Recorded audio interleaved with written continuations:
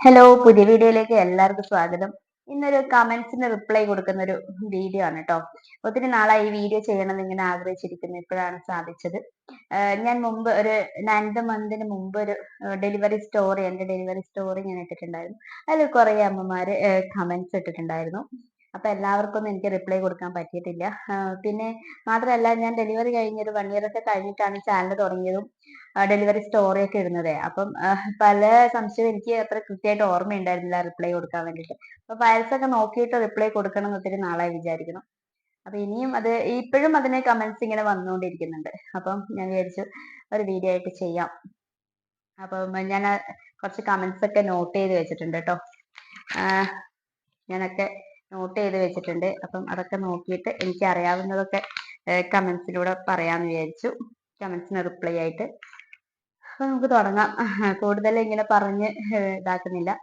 First comment ഇതായിരുന്നു. First comment എന്നല്ല, ഞാൻ എഴുതിയതിൽ ഫസ്റ്റ് കമന്റ്. ചേച്ചി, പ്ലാസന്റ ആന്റീരിയർ ആണോ അതോ പോസ്റ്റീരിയർ ആണോ എന്നുള്ളൊരു കമന്റ് ഉണ്ടായിരുന്നു. എനിക്ക് ട്വിൻസ് ബേബീസ് ആണ്. അപ്പം അവർക്ക് ഒരാൾ ഫസ്റ്റ് ബേബി എ എന്നും സെക്കൻഡ് ബേബി ബി എന്നും പറഞ്ഞിട്ടാണ് നോട്ട് ചെയ്തത്. അതിൽ ഫസ്റ്റ് ബേബിയുടേത് പോസ്റ്റീരിയർ ആയിരുന്നു, സെക്കൻഡ് ബേബി ആന്റീരിയർ ആയിരുന്നു കേട്ടോ. പിന്നെ അടുത്ത ക്വസ്റ്റ്യൻ എന്ന് പറയുന്നത്, പിന്നെ എനിക്ക് അറിയാവുന്ന കുറച്ച് കാര്യങ്ങളൊക്കെ ഞാൻ ഡീറ്റെയിൽ ആയിട്ട് പറയുന്നുണ്ട് കേട്ടോ. വീണ്ടും സെയിം ക്വസ്റ്റ്യൻ തന്നെയാണ്, പ്ലാസന്റ പൊസിഷൻ അത് തന്നെയാണ് കേട്ടോ. അപ്പൊ 2 ബേബീസിന്റെയും ഒരാളുടേത് പോസ്റ്റീരിയറും ഒരാളുടേത് ആന്റീരിയറും ആയിരുന്നു കേട്ടോ. ഡൈകൊറിയോണിക് ഡൈഅമ്നോട്ടിക് ട്വിൻസ് ആണോ എന്ന് ചോദിച്ചിട്ടുണ്ട്. ഞങ്ങളുടെ ബേബിയുടേത് ഡൈഅമ്നോട്ടിക് ട്വിൻസ് ആണ്. പിന്നെ അടുത്ത ക്വസ്റ്റ്യൻ, IUI ചെയ്തിരുന്നോ, ഓവുലേഷൻ ഇൻഡക്ഷൻ എടുത്തായിരുന്നോ എന്ന് ചോദിച്ചിട്ടുണ്ടായിരുന്നു. IUI ചെയ്തിട്ടുണ്ടായിരുന്നു. ഞാൻ എൻ്റെ വീഡിയോയിൽ പറഞ്ഞിട്ടുണ്ടായിരുന്നു 5 വർഷത്തിന് ശേഷമാണ് കുഞ്ഞുങ്ങൾ ഉണ്ടാവുന്നത്. അപ്പം അത്യാവശ്യം ട്രീറ്റ്മെന്റ് കാര്യങ്ങളൊക്കെ ചെയ്തിട്ടുണ്ടായിരുന്നു. ആ ഡീറ്റെയിൽസ് ഒന്നും ഞാൻ ഇതിൽ ഉൾപ്പെടുത്തുന്നില്ല. IUI ചെയ്തിട്ടുണ്ടായിരുന്നു. പക്ഷെങ്കിൽ IUI ചെയ്തിട്ട് ഫെയിൽ ആയിരുന്നു. IUI ചെയ്യുമ്പോൾ എന്തായാലും ഓവുലേഷൻ ഇൻഡക്ഷൻ ഒക്കെ എടുക്കുമല്ലോ. അപ്പം ഫെയിൽ ആയിരുന്നു അത്. പിന്നെ അടുത്തൊരു ക്വസ്റ്റ്യൻ എന്ന് പറയുന്നത്, ഓവുലേഷൻ ഇൻഡക്ഷൻ ടാബ്ലറ്റ് എടുത്തിട്ടാണോ പ്രഗ്നൻസി ആയത്? അല്ല, പ്രഗ്നന്റ് ആവാൻ വേണ്ടിയിട്ട് ഓവുലേഷൻ ഇൻഡക്ഷൻ ടാബ്ലറ്റ് ഒക്കെ എടുത്തിട്ടുണ്ടായിരുന്നു, പക്ഷെ ആയിട്ടുണ്ടായിരുന്നില്ല. പിന്നെ നെക്സ്റ്റ് ഒരു കമന്റ് എന്ന് പറയുന്നത്, പീരിയഡ്സ് തെറ്റി എത്രാമത്തെ ഡേയ്സിലാണ് HCG ടെസ്റ്റ് ചെയ്തത്? അതായത് ബീറ്റ HCG ടെസ്റ്റിനെ കുറിച്ചാണ് ചോദിച്ചത്. നമ്മൾ പീരിയഡ്സ് തെറ്റിയിട്ട് ഒരു മിനിമം 1 വീക്ക് എങ്കിലും വെയിറ്റ് ചെയ്യുന്നത് നന്നായിരിക്കും. കാരണം നമ്മുടെ യൂറിനിലേക്ക് നമുക്ക് അതിന്റെ അളവ് വരുമ്പോഴേ നമുക്ക് കാർഡ് ടെസ്റ്റ് ചെയ്യുമ്പം അതിൽ കാണിക്കത്തുള്ളൂ. അപ്പൊ മിനിമം ഒരു 1 വീക്ക് എങ്കിലും കഴിഞ്ഞിട്ട് ടെസ്റ്റ് ചെയ്യുന്നതായിരിക്കും നല്ലത് കേട്ടോ. പിന്നെ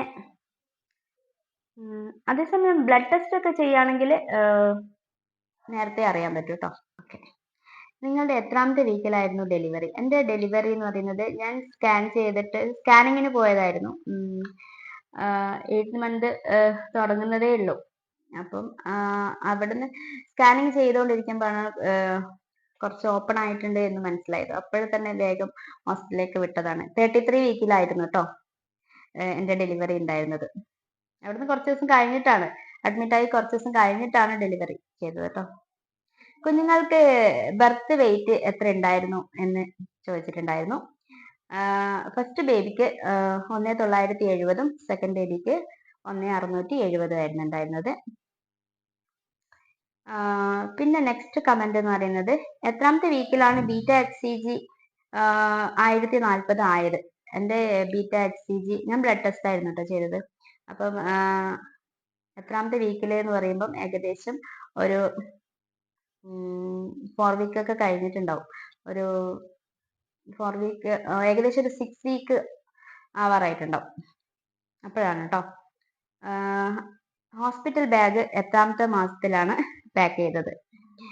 ഞങ്ങള് ഹോസ്പിറ്റൽ ബാഗ് പാക്ക് ചെയ്തത് 7ാം മാസത്തിലായിരുന്നു. അപ്പോഴേ നമ്മൾ ഓരോ കാര്യങ്ങൾ ഇങ്ങനെ വാങ്ങിച്ച് ഏകദേശമൊക്കെ സെറ്റാക്കി വെച്ചിട്ടുണ്ടായിരുന്നു. അതുകൊണ്ട് തന്നെ പെട്ടെന്ന് ഹോസ്പിറ്റലിലേക്ക് ഷിഫ്റ്റ് ചെയ്യേണ്ട ഒരു സാഹചര്യം വന്നപ്പോൾ നമുക്ക് പെട്ടെന്ന് തന്നെ ഒക്കെ എടുത്തിട്ട് പോകാൻ സാധിച്ചു കേട്ടോ. പിന്നെ നെക്സ്റ്റ് കമന്റ് എന്ന് പറയുന്നത്, PCOD ഉണ്ടായിരുന്നോ? PCOD ഉണ്ടായിട്ടില്ല. അതിനൊക്കെ ഞാൻ റിപ്ലൈ കൊടുത്തിട്ടുണ്ടെന്നാണ് എൻ്റെ ഒരു ഓർമ്മ കേട്ടോ.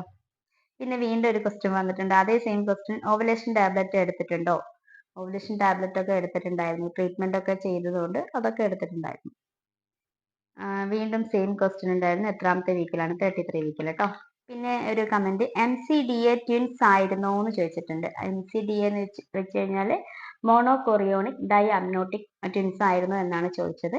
അല്ല, എൻ്റെ DCDA, അതായത് ഡൈകൊറിയോണിക് ഡൈ അമ്നോട്ടിക് ട്വിൻസ് ആയിരുന്നു കേട്ടോ. അതുകൊണ്ട് തന്നെ റിസ്ക് ഫാക്ടർ കുറച്ച് കുറവായിരുന്നു ബേബീസിന്റെ കാര്യത്തിൽ കേട്ടോ. കാരണം അതിനെ കുറിച്ചിട്ട് ഇനി പറയാം കേട്ടോ. MCDA ട്വിൻസ് ആയിരുന്നു എന്നൊരു കമന്റ്സ് ഉണ്ടായിരുന്നു. അപ്പൊ MCDA കുറിച്ചും പിന്നെ DCDA, അതായത് ഡൈകൊറിയോണിക് ഡൈ അമ്നോട്ടിക് ട്വിൻസിനെ കുറിച്ചിട്ടും എനിക്കറിയാവുന്ന ഒരു കുഞ്ഞു കാര്യങ്ങളും കൂടി ഷെയർ ചെയ്യുന്നുണ്ട് കേട്ടോ. അതായത് MCDA എന്ന് പറയുമ്പോൾ മോണോകൊറിയോണിക് ഡൈ അമ്നോയിറ്റിക് ട്വിൻസ്, അവരെ കുറിച്ച് പറയുകയാണെങ്കിൽ അവര് യൂട്രസിന്റെ 2 സാക്കുകളിലായിട്ടാണ് അവർ കിടക്കുക. പക്ഷെ അവർ ഒറ്റ പ്ലാസന്റ് ഷെയർ ചെയ്യുന്ന ബേബീസ് ആയിരിക്കും. അങ്ങനെയുള്ള ബേബീസ് എന്ന് പറയുന്നത് ഐഡന്റിറ്റിക്കൽ ട്വിൻസ് ആയിരിക്കും അവര്. അതിൽ ഇച്ചിരി MCDA എന്ന് പറയുമ്പോൾ ഇച്ചിരി റിസ്ക് ഫാക്ടേഴ്സ് കുറച്ച് കൂടുതലുള്ള ഒരു പ്രഗ്നൻസി ആണ്. പക്ഷെ എന്നാൽ പോലും പേടിക്കേണ്ട കാര്യങ്ങളൊന്നുമില്ല കേട്ടോ. ഒറ്റ പ്ലാസന്റ് ഷെയർ ചെയ്യുന്നത് കൊണ്ട് ഒരാളുടെ വെയിറ്റ് ഇച്ചിരി കൂടാനും മറ്റേ ആളുടെ വെയിറ്റ് ഇച്ചിരി കുറയാനുള്ള സാധ്യതയുണ്ട്. അമ്മമാർ അതിനനുസരിച്ചിട്ട് ഭക്ഷണം കഴിക്കണമെന്ന് ഡോക്ടേഴ്സ് പറയാറുണ്ട് കേട്ടോ.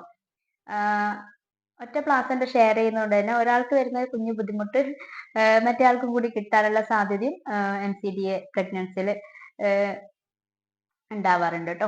പിന്നെ റിസ്ക് ഫാക്ടർ ഇച്ചിരി കൂടുതലാണ് DCDA പ്രഗ്നൻസിനെ അപേക്ഷിച്ച് നോക്കുമ്പോൾ. പിന്നെ DCDA, അതായത് ഡൈകൊറിയോണിക് ഡൈ അമ്നോട്ടിക് ട്വിൻസിനെ കുറിച്ച് പറയുകയാണെങ്കിൽ അവര് ഐഡന്റിക്കൽ ട്വിൻസ് ആയിരിക്കത്തില്ല. അവരുടെ കാര്യത്തിൽ കുറച്ച് റിസ്ക് ഫാക്ടേഴ്സ് ഇച്ചിരി കുറഞ്ഞ ആയിരിക്കും. കൂടുതൽ പേടിക്കേണ്ട കാര്യങ്ങൾ ഉണ്ടാവാറില്ല.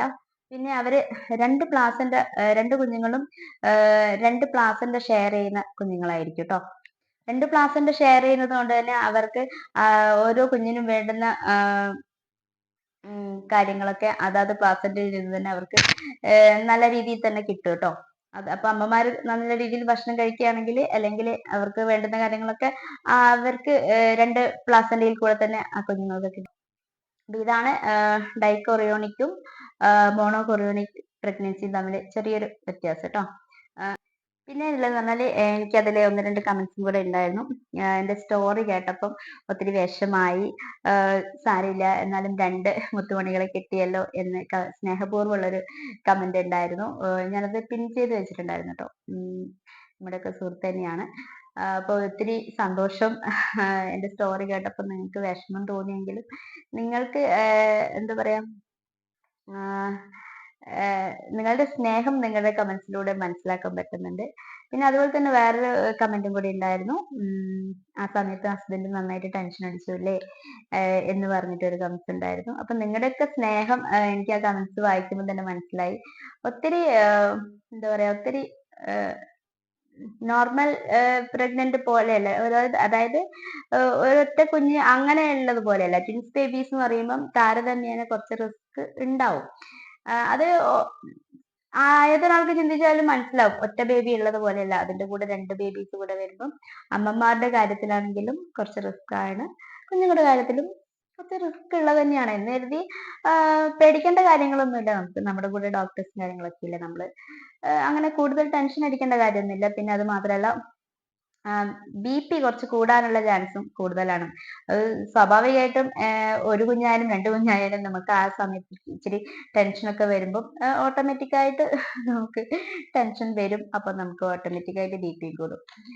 അപ്പം വീഡിയോസ്, എൻ്റെ ഡെലിവറി സ്റ്റോറി ഇപ്പോഴും വാച്ച് ചെയ്യുന്ന ഒത്തിരി ആൾക്കാരുണ്ട്.